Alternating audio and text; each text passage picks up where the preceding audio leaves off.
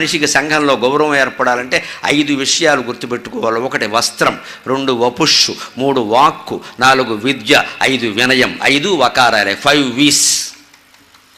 వస్త్రం ముందు నీ వేషధారణను బట్టి సొసైటీ గౌరవిస్తుంది. ఉపాధ్యాయుడు ఉపాధ్యాయుడిలాగే ఉండాలి. జీన్స్ ప్యాంట్ వేసి ఓ బెల్ట్ ఒకటి పెట్టేసి టీషర్ట్ వేసేసి నేను యంగ్ లుకింగ్, ఉపాధ్యాయుడికి యంగ్ లుకింగ్తో అవసరమేం లేదు, పెళ్ళి అయిపోయింది అప్పటికే. ఒకవేళ కాకపోయినా పాఠం చెప్పిన శిష్యురాలను చేసుకోకూడదు, పాపం అది. గురువుకు శిష్యురాలంటే కూతురుతో సమానం. 25 ఏళ్ల కుర్రాడు కూడా, పెళ్లి కానివాడు కూడా హుందాయన వేషంలో ఉండవలసిందే. ఉపాధ్యాయుడు అంటే అంతే. అమ్మాయిలను ఆకట్టుకునే ప్రయత్నమే పనికిరాదు. ఎక్కడో ఒక టీచర్ చేస్తాడు, అక్కడి నుంచి కీచక ఉపాధ్యాయులు అని రాస్తాడు పత్రికల వరకు. అయిపోయింది, ఉపాధ్యాయులు పరువు పోయింది. అసలు ఆ పరిస్థితి ఎందుకు వచ్చిందండి? యంగ్ లుకింగ్ ఏమిటండి? ఎందుకు యంగ్ లుకింగ్? ఎవరిని ఆకట్టుకోవడానికి? పెద్దవాళ్ళలాగే ఉండాలండి. యంగ్ లుకింగ్ ఏమిటండి?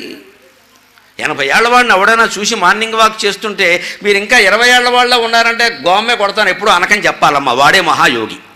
మనం అలా అనగా అవునా అవునా అని ఇంట్లోకి వెళ్ళి ఇగో మా వాడు ఏమంటున్నాడో తెలుసా, యంగ్ లుకింగ్ అంటే వీళ్ళు ఆవిడకి 79 వస్తుంది ఆవిడ, వీడితో పడలేక. ఇప్పుడు ఈయన యంగ్ లుకింగ్గా ఏం చేస్తాడు? ఇది గొప్పగా చెబుతాడు ఏమిటండి? అది అవమానం కదా.